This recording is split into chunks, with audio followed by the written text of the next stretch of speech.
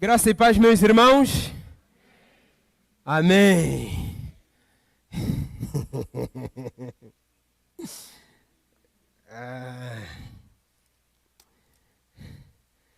Gálatas, capítulo 6. Eu estava ouvindo o pastor e o pastor disse que tem duas coisas que estragam a nossa pregação. A primeira é a tristeza excessiva, porque faz com que a pregação venha com uma carga de amargura. E a segunda coisa que estraga a pregação é a alegria excessiva. E eu não estou no extremo da tristeza, mas estou no extremo da alegria por excesso. E eu espero conseguir encontrar um equilíbrio para que eu possa compartilhar alguma coisa da parte do Senhor com os irmãos. Amém? Quero agradecer aos irmãos que oraram conosco. Na sexta-feira, eu separei a sexta-feira para estudar. Separei sexta-feira para estudar, acordei, levantei, separei todos os textos e eu comecei a estudar mesmo, tal. Quando eram mais ou menos 8, quase beirando para 9 horas da manhã, eu recebo e-mail da embaixada. Meu irmão, a partir daquele momento, o foco foi embora. E eu não consegui voltar a estudar até aqui. Estou me perguntando amanhã o que eu vou falar na classe lá com a professora. Perdi o foco de muita alegria. Muita alegria. Foram 1 ano e 5 meses de oração, longe das minhas meninas. E parece que agora está a chegar o momento para os irmãos perceberem por que eu sou tão apaixonado pela minha esposa. Pois verão o quão bela ela é fisicamente, ao vivo. E eu quero lhes pedir, chegou a hora de vos ajudarmos mais uma vez a dar um abraço naquelas meninas. Quero agradecer aos irmãos que oraram conosco. Eu perdi a conta quantas vezes, quantos domingos antes da escola bíblica dominical nós estávamos lá embaixo na cozinha orando com a irmã Edilamar. Quantas vezes o culto terminando, a irmã Luciene chegava, a irmã Aparício, olha, estamos orando. Quantas vezes recebendo mensagem dos irmãos, e aí, como está? O irmão Saulo perguntando. Queridos irmãos, na terça-feira uma das irmãs aqui da nossa igreja disse o seguinte: Cipriano, eu sonhei que você estava descendo de um carro junto com a sua esposa e a sua filha. É para dizer que quando é da vontade de Deus, até Batista sonha.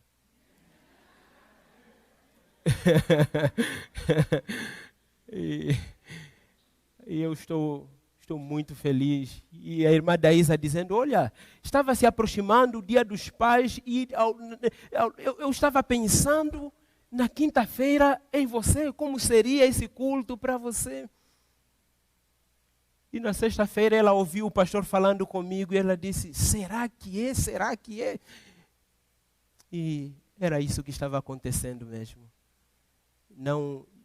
Não poderia receber um presente melhor do que esse para o Dia dos Pais. Quero agradecer aos irmãos que têm lutado, batalhado com a gente em oração. Vários irmãos que estavam conosco neste processo.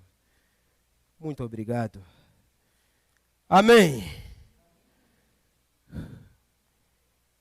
Pastor. Pastor não tem um sermão no gatilho?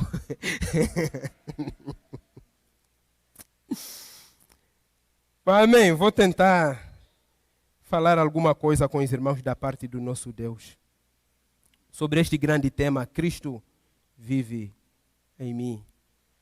Em minha mente vem o nome de muitos irmãos que eu gostaria de estar citando aqui agora. Muitos irmãos.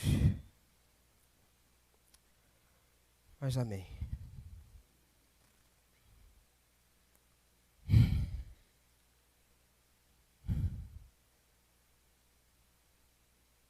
Gálatas, capítulo 6, versículo 11 ao versículo número 18.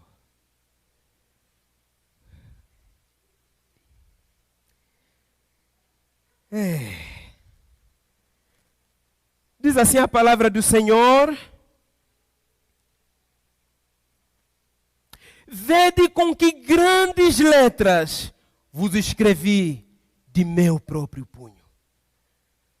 Todos os que querem ostentar-se na carne, esses vos constrangem a vos circuncidardes, somente para não serem perseguidos por causa da cruz. Pois nem mesmo aqueles que se deixam circuncidar guardam a lei, antes querem que vos circuncideis para se gloriarem na vossa carne, mas longe esteja de mim gloriar-me, senão na cruz de nosso Senhor Jesus Cristo, pela qual o mundo está crucificado para mim e eu para o mundo, pois nem a circuncisão é coisa alguma, nem a incircuncisão, mas o ser nova criatura.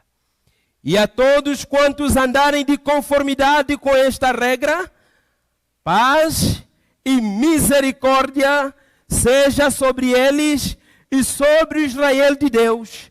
Quanto ao mais, ninguém me moleste, porque eu trago no corpo as marcas de Jesus. A graça de nosso Senhor Jesus Cristo seja, irmãos, com o vosso espírito. Amém. Vamos orar. Ó Pai, Deus da palavra, Deus que se tornou conhecido a nós, o Deus que tem escolhido a sua criação como lugares da tua morada, morando no jardim, no Éden, morando no tabernáculo, morando no templo construído pelo seu servo Salomão, morando na sua igreja, hoje, e acima de tudo, morando no coração de cada um de nós, ao ponto de nós podermos dizer, como este tema clama, Cristo vive em nós. Pai, obrigado pela tua palavra. Dirija-nos na tua palavra e ajuda-me, Senhor. Ajuda-me a ser este meio através do qual a sua palavra chegue aos meus irmãos. Me ajude a me equilibrar neste momento, em nome de Jesus, o nosso Salvador, nós oramos. Amém. Cristo vive em mim. Esta é uma declaração radical. Cristo vive em mim. E domingo passado, nós ouvimos o pastor pregando no texto que dá a divisa, onde nasce o tema que dirige este mês dos jovens. Cristo vive em mim. Onde Paulo está dizendo, olha, queridos irmãos, Paulo está confrontando contra os mestres judaizantes, mestres que estão pregando um evangelho que na verdade não é o evangelho de Cristo, um falso evangelho, o evangelho das obras. Mestres que estão destruindo a autoridade apostólica de Paulo. E Paulo, para se defender, ele vai dizer que o evangelho que ele está pregando não é o evangelho humano, é o evangelho genuíno, porque ele não aprendeu de homem algum. Ele não precisou nem sequer ir em Jerusalém para sentar-se com aqueles que foram discípulos primeiro do Senhor, para que eles lhe pudessem ensinar. Paulo diz que o evangelho que ele prega, ele aprendeu diretamente de Cristo. Um evangelho puro, verdadeiro, genuíno. Pois ele diz que ele recebeu um treinamento de aproximadamente 3 anos no deserto com o Senhor Jesus, aprendendo o evangelho. Então Paulo diz que o evangelho que ele prega é um evangelho genuíno, verdadeiro. E Paulo também vai dizer que o seu apostolado é verdadeiro. E onde está a veracidade do seu apostolado? Ele vai apresentar vários argumentos, Mas o argumento mais forte sobre a veracidade, a genuinidade do apostolado de Paulo reside exatamente no texto que dá a divisa do mês de jovens. Gálatas capítulo 2, versículo 20, que por sinal é o texto que o pastor esteve pregando domingo. Onde Paulo vai dizer, olha, eu sou um verdadeiro apóstolo. Por quê? Porque quanto à lei, eu morri. Eu morri pela lei a fim de viver para Deus. Estou crucificado com Cristo, ou seja, eu estou unido a Cristo em sua morte. Esta é a doutrina fundamental da fé cristã, a união com Cristo. Estamos profundamente unidos com Cristo, ao ponto de que a morte de Cristo se torna, de igual modo, a nossa morte.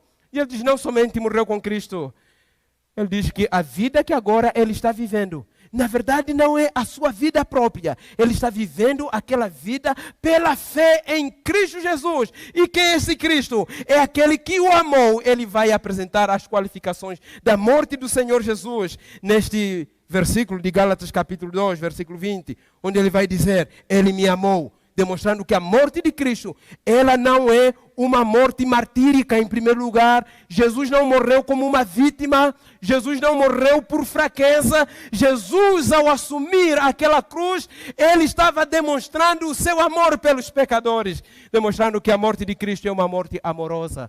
Em segundo lugar, ele vai dizer que ele me amou, mas não somente me amou, a si mesmo se entregou, demonstrando que a morte de Cristo é voluntária.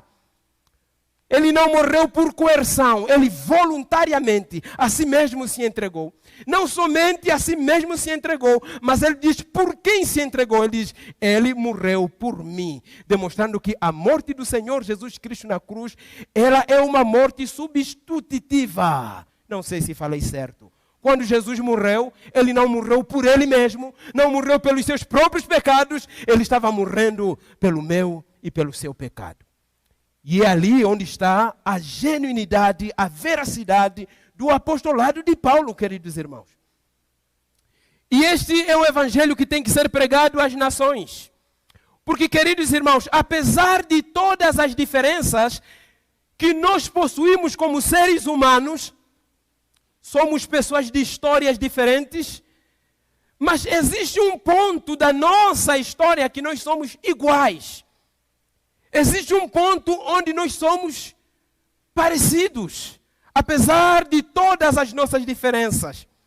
Esta semana eu estava sentado na Barra Funda aguardando o trem para Itapevi, e era final do dia, horário de pico, muita gente.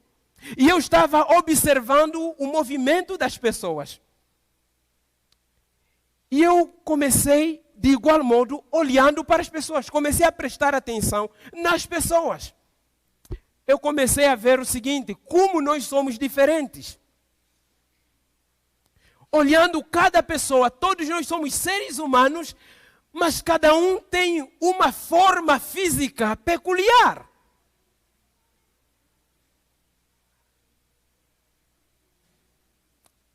Demonstrando que cada um tem uma forma física peculiar. Todos nós somos diferentes. Temos tonalidade da pele diferente. Temos origens geográficas diferentes. Temos gostos diferentes. Mas, queridos irmãos, existe um lugar onde todos nós somos iguais, independentemente da história de vida e de nacionalidade.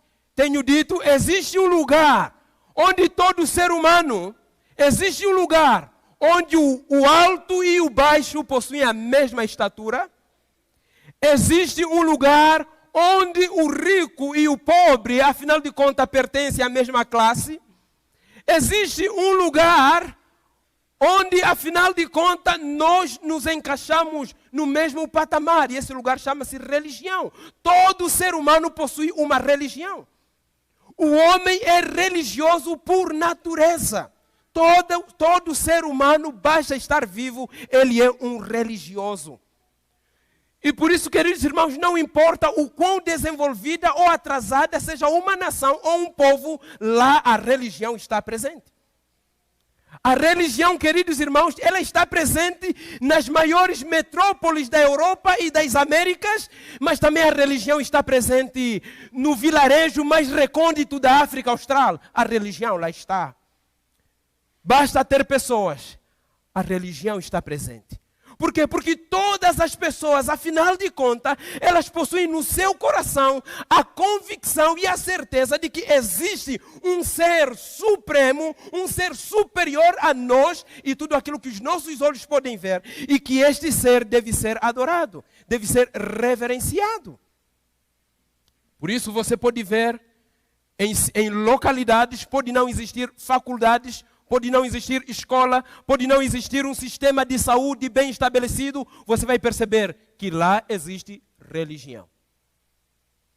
A religião está lá. Por quê? Porque o ser humano, ele é por natureza um ser religioso. A isso o teólogo da Reforma, João Calvino, chamou de sensus divinitatis, ou senso do divino.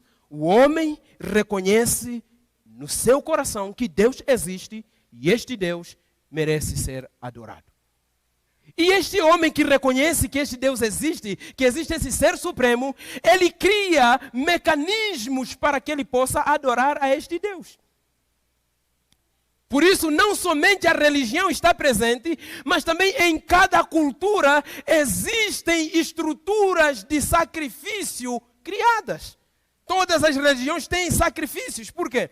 Porque o homem entende que existe um ser supremo, mas que nós precisamos se relacionar com este ser supremo que está distante de nós. E para que nós pudéssemos nos aproximar deste ser supremo, nós precisamos de uma estrutura de sacrifícios. Por isso, em todas as culturas, a religião está presente e um sistema de sacrifício também está presente. Seja sacrifícios de animais, seja sacrifícios de obras, estes sacrifícios estão presentes em todos os povos. Por isso, queridos irmãos, missões é necessário. Devemos fazer missões por quê? Porque as pessoas estão adorando um Deus que não é o verdadeiro Deus, e as pessoas estão buscando caminhos que não levam ao verdadeiro Deus. O apóstolo Paulo nos lembra em 1 Timóteo capítulo 2, versículo 5. Ele diz assim: há um só Deus.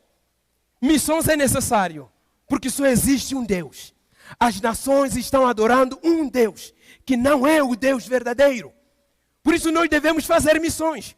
Missões é necessário por quê? Porque há um só Cristo, ele diz, há um só Deus e um só mediador entre Deus e os homens, Cristo Jesus, o homem. Precisamos fazer missões, porque os homens estão adorando um Deus que não é o verdadeiro Deus. As nações estão buscando caminhos para chegar-se a Deus, que não é o único e verdadeiro caminho, que é Cristo Jesus, o único mediador entre Deus e os homens. E Martinho Lutero, ele captou essa informação. Martinho Lutero, quando observou a religião de sua época, ele disse o seguinte: existem apenas duas religiões no mundo, a religião da glória e a religião da cruz. Existem apenas duas religiões, a religião da glória e a religião da cruz. Qual é a religião da glória? A religião da glória é aquela que foi criada pelo homem, onde o homem está buscando reconciliar-se com Deus através das suas obras meritórias, onde o homem está buscando criar um mecanismo, um artifício através do qual ele possa ser aprovado diante de Deus. Onde o homem está construindo uma ponte através da sua vida ética, através de sua vida moral, através dos preceitos humanos, onde ele pode se gloriar diante de Deus e achar-se digno de receber a redenção. Esta é a religião da glória, segundo Martinho Lutero, e portanto é uma religião humana e não é uma religião bíblica e deve ser descartada.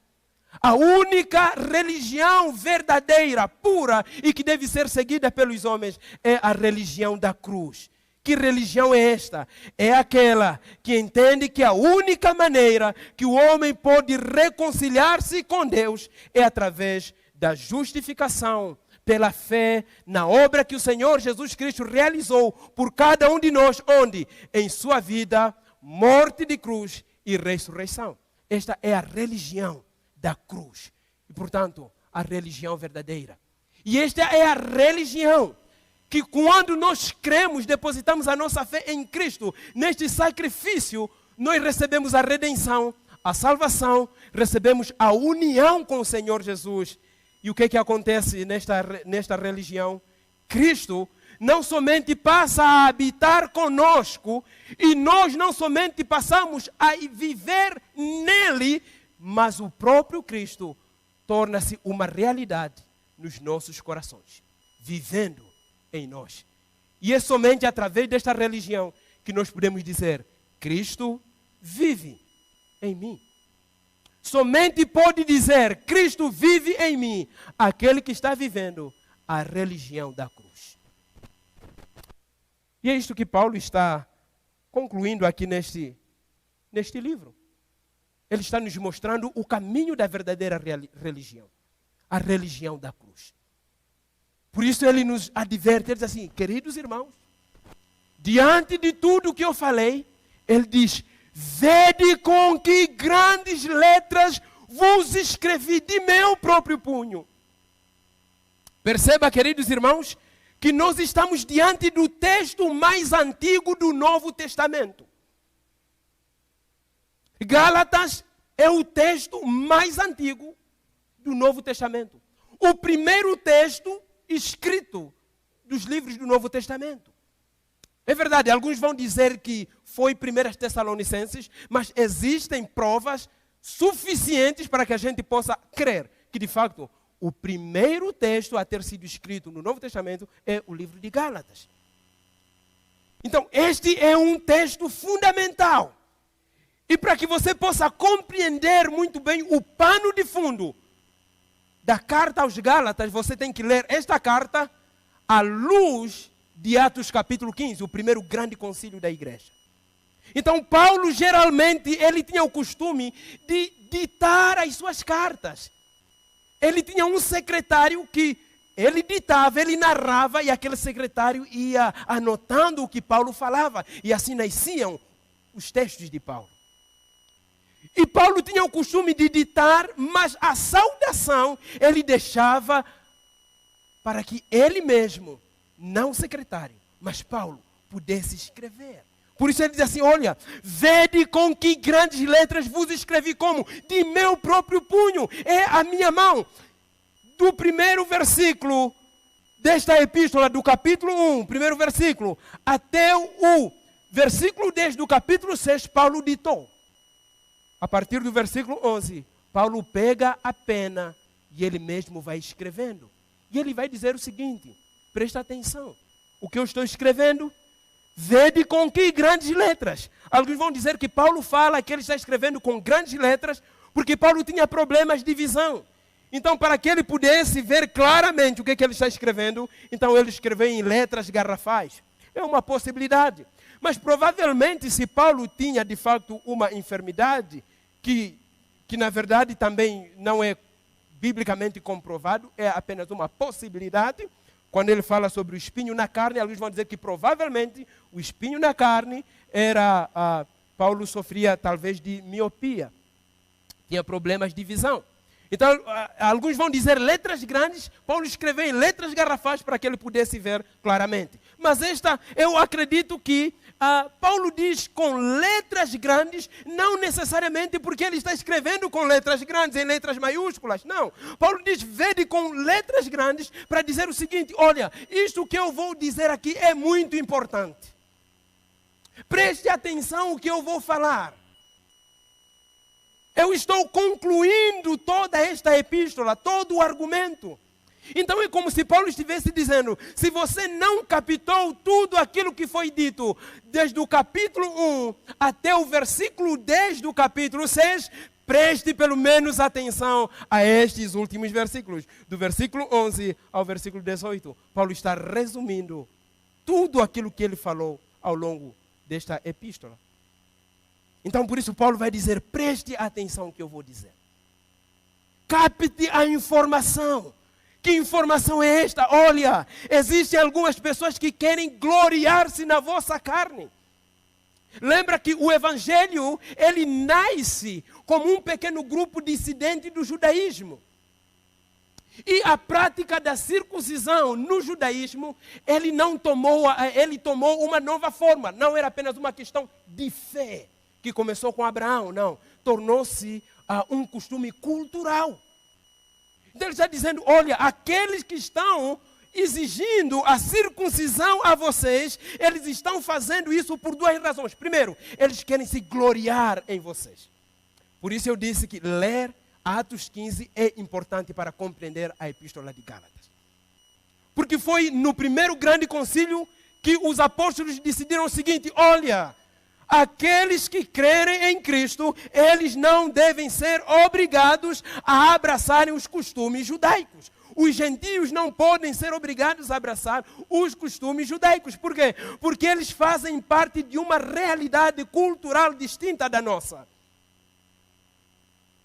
E se você prestou atenção no texto que, quando a Larissa pregava essa manhã, ela lembrou-nos no capítulo 2, quando Paulo vai corrigir o apóstolo Pedro, porque o apóstolo Pedro, ele estava cometendo o erro daquilo que já foi decidido, que não devia ser feito lá no primeiro grande concílio, em Atos capítulo 15. Então ele está dizendo, olha, eles querem vos constranger a vos circuncidardes por duas razões. Primeiro, eles não querem ser perseguidos pela mensagem da cruz, por causa de Cristo. Mas a segunda razão é porque eles querem se gloriar em vocês. Porque eles estão dizendo que você precisa crer em Cristo Jesus, você precisa abraçar a fé em Cristo, mas não somente isso, você precisa também ser circuncidado. Esta era a pregação dos judaizantes, era a pregação dos falsos mestres. Cristo sim, você tem que crer em Cristo sim, mas Cristo não é suficiente. Você tem que abraçar os costumes judaicos. Este é um falso evangelho, que Paulo vai dizer outro evangelho no capítulo 1. E ele vai dizer assim, olha, cuidado, se alguém pregar um outro evangelho que não é o evangelho da cruz, olha, este deve ser anátema, deve ser amaldiçoado. Eles querem ostentar-se, querem gloriar-se na vossa carne. Eles querem impor sobre vós um costume cultural.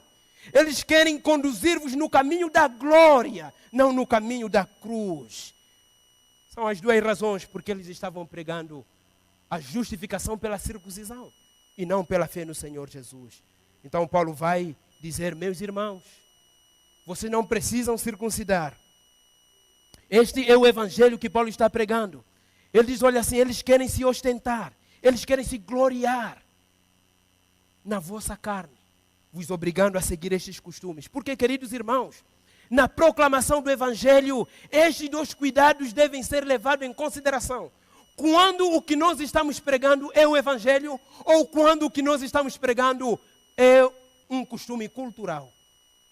E os apóstolos não estavam captando esta mensagem, que a circuncisão era um costume cultural e não fazia parte da fé na nova aliança. Portanto, ele não deveria ser imposto. E eu gosto de pensar no movimento missionário moderno que começou na época do iluminismo. Ele trouxe grandes benefícios para o mundo, para as Américas, para a África.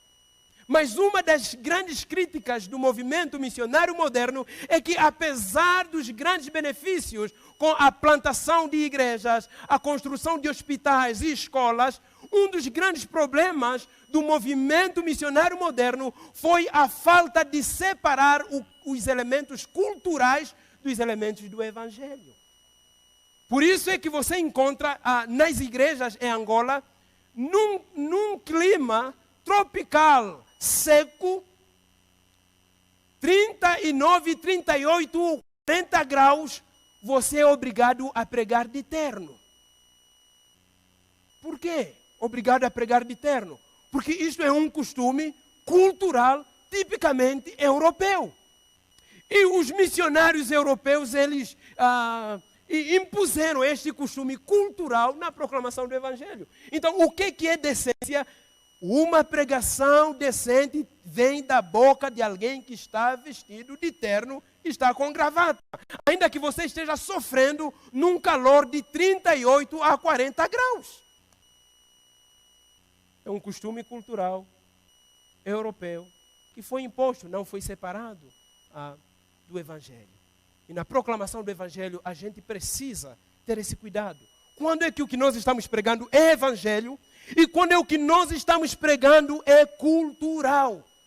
Isso deve ser separado, queridos irmãos. É verdade que o Evangelho ele é também cultural. É importante dizermos isso. Por quê? Porque o Evangelho não vem no vazio. O Evangelho não vem em nós desencarnado. O Evangelho vem em nós através dos veículos da cultura. Deus, quando se revela ao homem, ele se revela usando a cultura do homem. O que nós vemos na Bíblia, nós vemos a revelação de Deus através dos veículos culturais.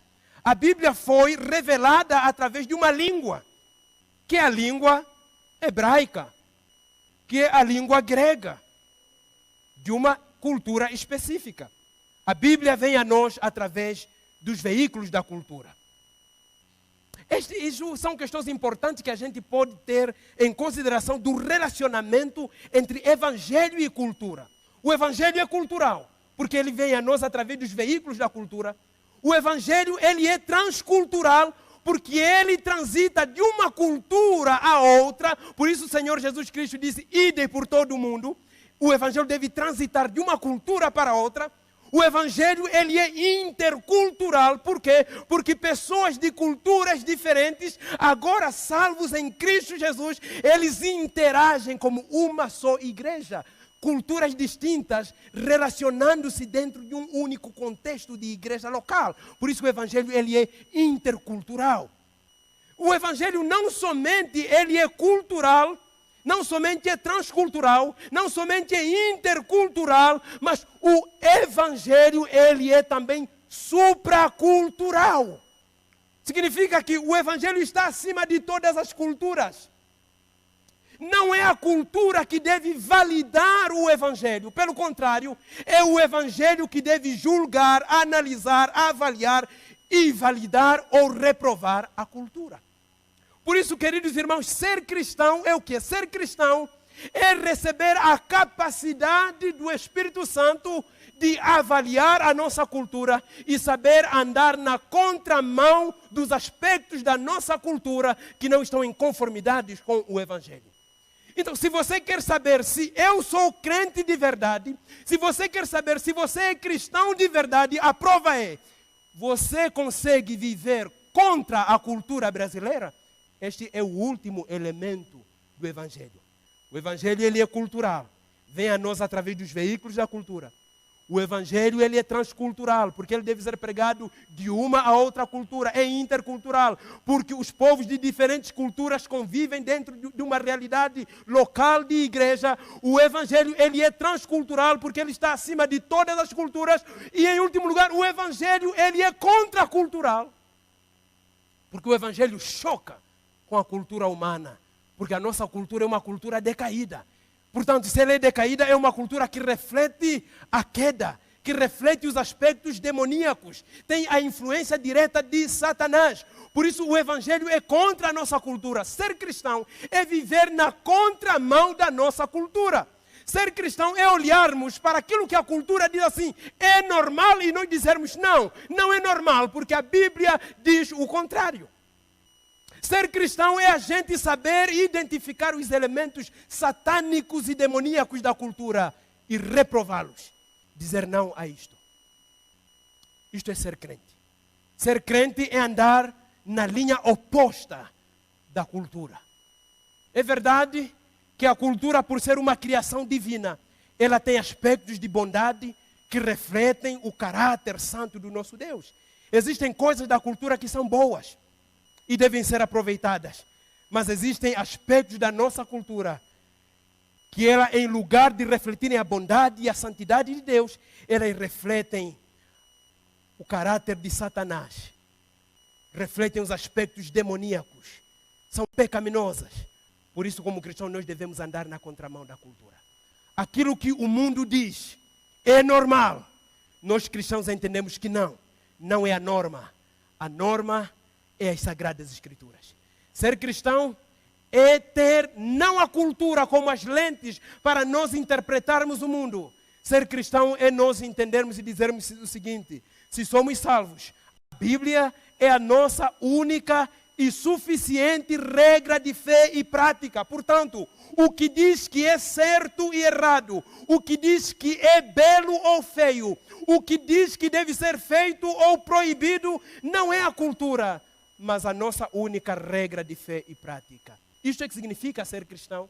Ser cristão é abandonarmos os postulados da cultura para vivermos o Evangelho. E é isto que Paulo está dizendo assim. Preste atenção, estou escrevendo com grandes letras para que você entenda que o Evangelho é superior ao costume cultural que está sendo imposto sobre vocês. Então Paulo vai dizer que a religião da cruz é diferente da religião humana. Porque a religião humana, ela está lidando com a glória do homem. Mas a religião da cruz, ela não busca a sua glória em qualquer outro lugar. Ela encontra a sua glória na cruz de Cristo. Olha o que o apóstolo Paulo vai dizer no versículo 14. Ele diz: mas longe de mim esteja a gloriar-me. Ele diz: olha, as pessoas querem gloriar-se, mas eles querem gloriar-se nas obras. Eles querem gloriar-se na religião falsa. Eles querem gloriar-se numa imposição cultural. Paulo diz: longe de mim eu gloriar-me na carne. Ele diz o seguinte: a minha glória está em nosso Senhor Jesus Cristo. Eu quero gloriar-me, senão na cruz de Cristo Jesus, pela qual o mundo está crucificado para mim, e eu estou crucificado para o mundo. Onde está a glória da religião da cruz? Queridos irmãos, há um grande estudioso, ele diz o seguinte, que o ser humano ele foi criado para a glória. O ser humano foi criado para a glória. O Salmo número 8 diz que Deus coroou o ser humano de glória, de honra e glória. O problema do homem não é gloriar-se. O problema do homem é qual é o objeto da sua glória. O nosso problema não é nós nos gloriarmos. Podemos nos gloriar. Este é um sentimento legítimo que Deus colocou no coração do homem ao criar-nos. Mas o problema é, qual é o objeto da nossa glória? O que é glória? Glória é aquilo que produz exultação. O que é glória? Glória é aquilo que nos dá o senso de significado, aquilo que nos dá o senso de importância, aquilo que nos dá o senso de valor. O que é glória? É aquele momento que nós nos sentimos importantes. Deus criou-nos para que pudéssemos nos sentir importantes. Mas a grande questão é, o que é que traduz e transmite o senso de importância no nosso coração? Ou seja, o que é que te dá o senso de identidade e de valor? Estes homens estavam encontrando o seu senso de importância e valor na glória das suas próprias obras. Estavam dizendo que eles eram boas pessoas e que, portanto, eles tinham que circuncidar e eles tinham que exigir que outros também pudessem se circuncidar, porque o objeto da sua glória era a sua performance humana. O objeto da sua glória era o sistema religioso criado por eles mesmos. Mas Paulo está dizendo, onde deve estar o verdadeiro sentimento de valor? Onde está o nosso sentido de valor? Onde nós devemos de facto nos gloriar? E Paulo vai dizer que a verdadeira religião, ela encontra a sua glória na cruz. A verdadeira religião, ela olha para o Senhor Jesus e gloria-se nisso. No facto de que na cruz o Senhor Jesus pagou o preço pelos nossos pecados. Esta é a verdadeira glória. Qual é o objeto da nossa glória? Deve ser a cruz. O que é que deve traduzir o senso de pessoalidade e significância? O que é que lhe torna importante? O que é que faz com que você se sinta pessoa? O que é que faz com que você se sinta gente? Não deve ser as nossas conquistas, não deve ser a nossa performance humana. O que deve nos traduzir o senso de identidade, valorização, pessoalidade, dignidade é a cruz de Cristo. É saber que na cruz o Senhor morreu pelos nossos pecados e nós fomos perdoados. Por isso nós temos valor e somos importantes por causa da cruz. É ali onde está a nossa glória. O que é que pode nos dar o sentimento de glória?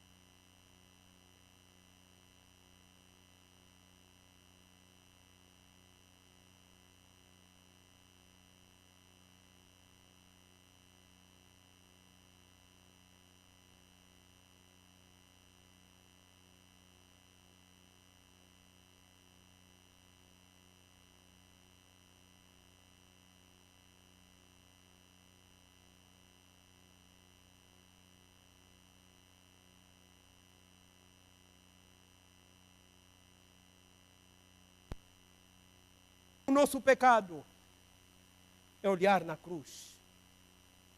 E é ali onde deve estar a nossa glória. Paulo está dizendo, longe de mim gloriar-me, senão na cruz de Cristo. Longe de mim encontrar o valor de pessoalidade, o meu significado como gente, se não olhar na cruz, lá onde Ele pagou os meus pecados, onde Ele morreu por mim, lá onde o mundo perdeu o seu valor, onde o mundo e a sua glória perdeu o seu valor para mim.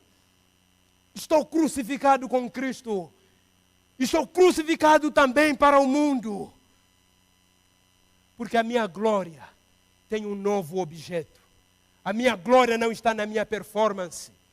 A minha glória está na cruz de Cristo, na performance de Cristo. A minha glória não está nas minhas obras. A minha glória está nas obras do Senhor Jesus. E Paulo vai finalizar. Ele vai dizer o seguinte, que a circuncisão não é nada. Ser circuncidado não tem nenhum valor. Não ser circuncidado também não tem nenhum valor. O que é que tem valor afinal de contas? Paulo diz, o que tem valor é ser nova criatura. Paulo está dizendo que a cruz de Cristo, ela não veio apenas reformar, melhorar alguns aspectos da nossa vida. Não. A cruz de Cristo, ela não veio apenas a nos trazer algum alívio dos nossos pesares, não. A cruz de Cristo, ela veio matar o velho homem e fazer com que nasça uma nova criatura. Aleluia! Este é o trabalho da cruz. O Senhor, Ele está nos recriando. Quando nós cremos em Cristo, o que acontece? Quando nós olhamos para a cruz e nós entendemos, sim, Ele ali pagou o preço dos meus pecados. Eu creio neste sacrifício. Quando isto acontece, nós não somos apenas retocados. Nós não somos melhorados numa versão melhor do que nós já somos. Não, nós somos aniquilados e nós recebemos uma nova vida. Isso é o que significa nascer de novo. Esta é a palavra bíblica, regeneração. Ser regenerado, tornar-se nova criatura. Somos algo totalmente novo. É como se nós estivéssemos no Gênesis, antes do capítulo 3. Perfeitos aos olhos de Deus. Porque o que é ser nova criatura? Ser nova criatura, queridos irmãos, é exatamente isto. É a obra através da qual nós recebemos a vida de Cristo em nós. Ser nova criatura é o que nós queremos dizer com este tema. Cristo vive em mim. Cristo vive em nós. Isso é ser nova criatura. É isto que Paulo está nos ensinando aqui. Ser nova criatura.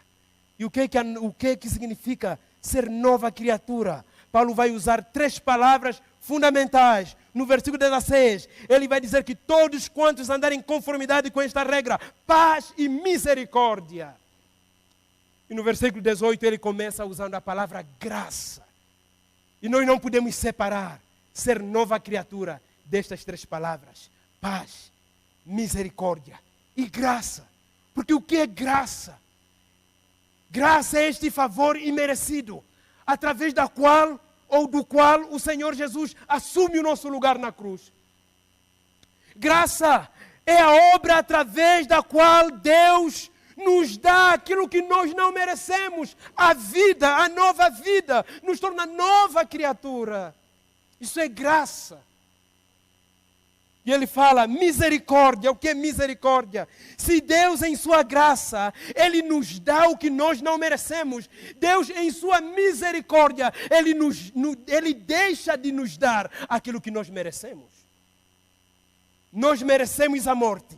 E Deus em sua misericórdia, deixa de nos dar a morte. Nós não merecemos a vida. E Deus em sua graça, decide nos dar a vida.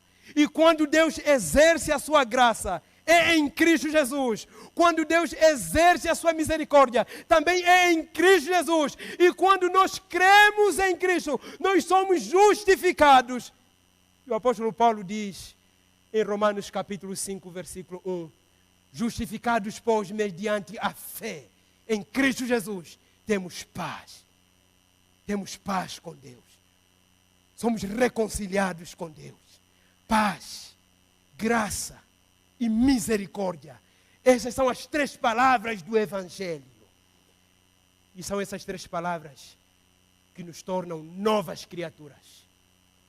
É através dessas 3 palavras que nós recebemos a nova vida. E é através dessas palavras que o Senhor Jesus Cristo passa a viver em nós. O que significa Cristo viver em nós? É Deus compartilhando a sua vida conosco. É termos uma vida além da vida biológica. É termos a vida verdadeira. Aquele que não tem Cristo, não tem a vida. Aquele que tem Cristo, tem a vida, diz o apóstolo João. Isto é ser salvo.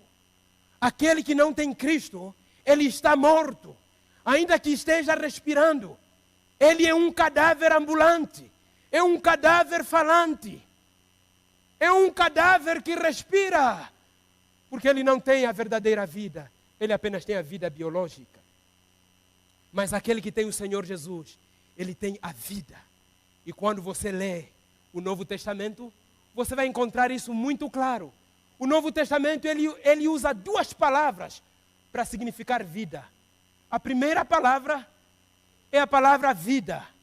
E a segunda palavra é a palavra vida.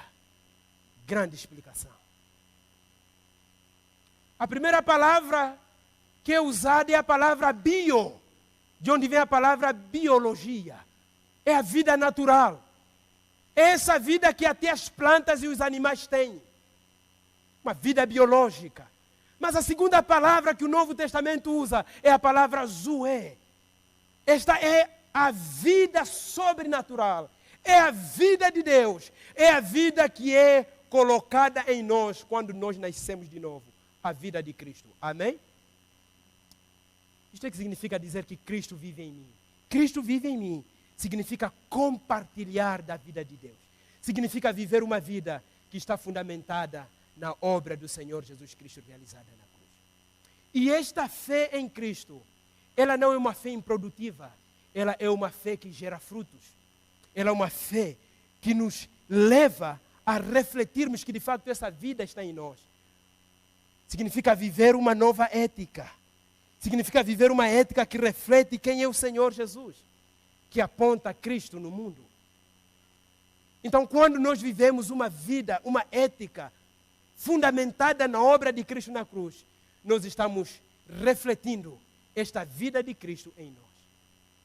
Portanto, um crente justificado pela fé, ele não é salvo pelas suas obras, mas esta justificação que vem da fé, ela gera boas obras. E estas boas obras, elas vêm como fruto da vida de Cristo em nós.